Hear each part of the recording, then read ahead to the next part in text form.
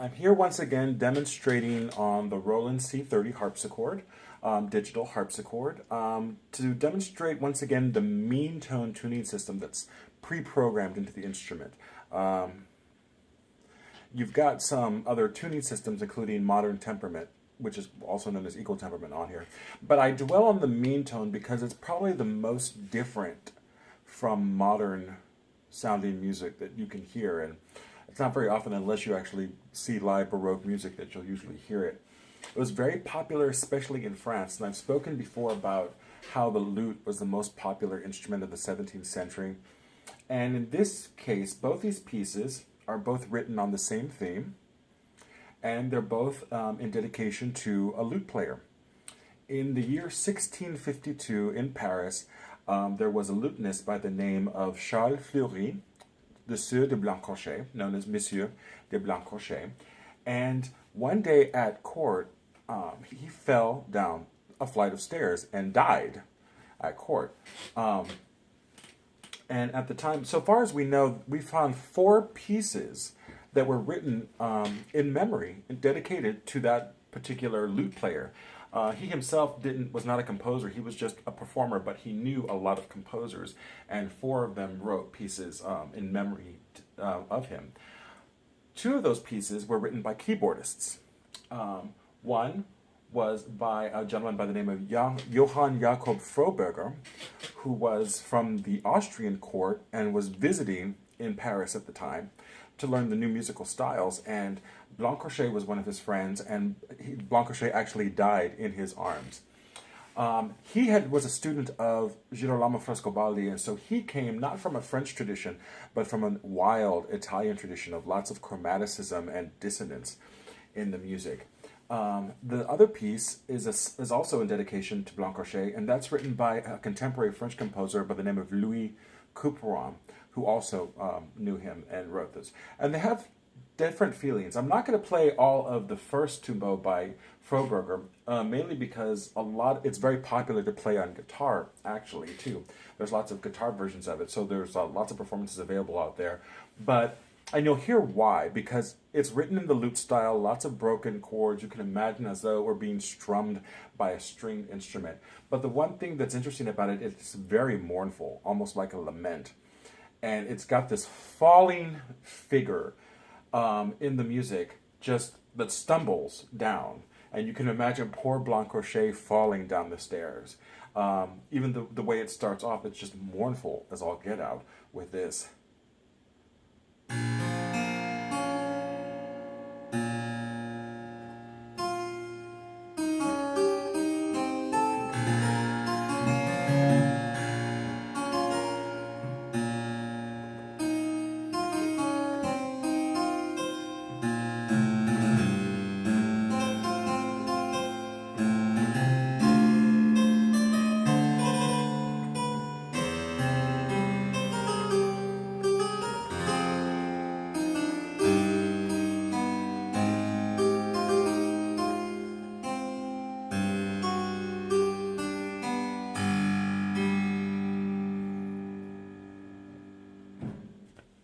And then towards the end of the piece, you have this musical depiction of poor Blanchrocher falling down the stairs and the tolling of bells. It's just mournful. You have this.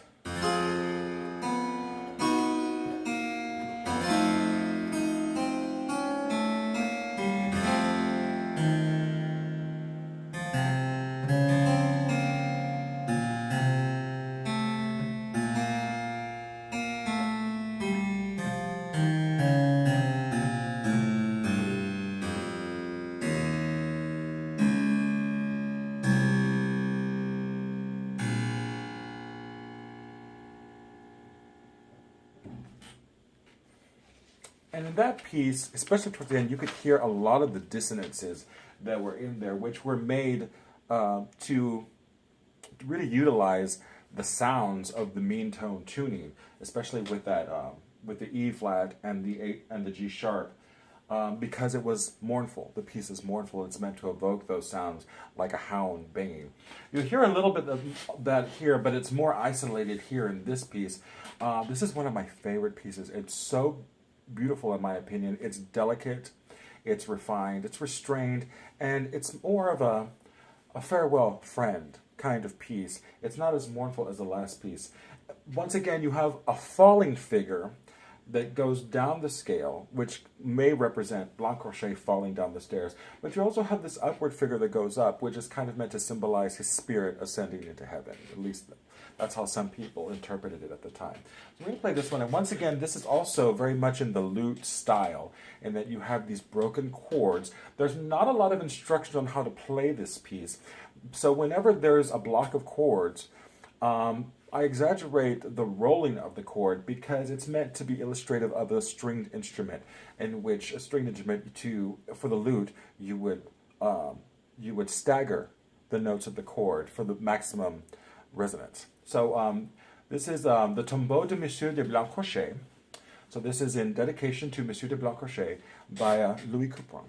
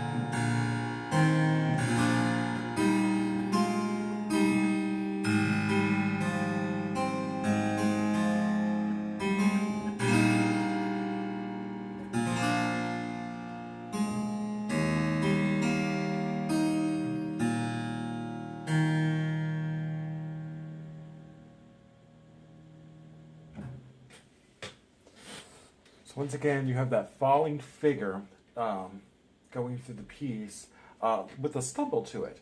But also we have the exploitation of those bad notes, those woof sharps, especially in that passage.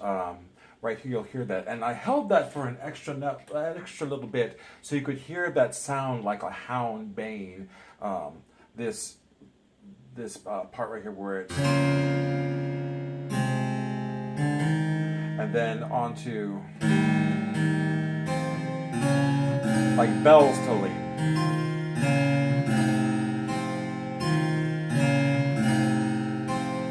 And then...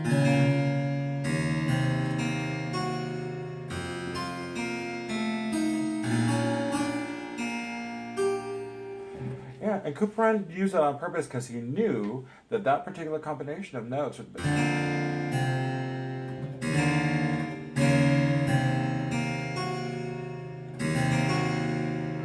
would be out of tune, but it's out of tune on purpose to give that effect.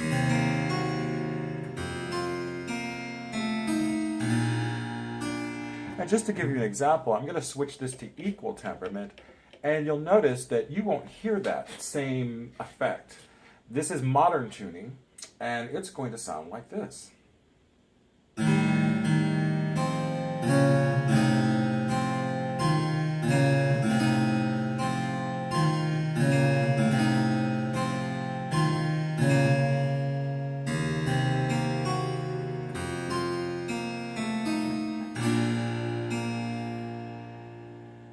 Once again, you have that. And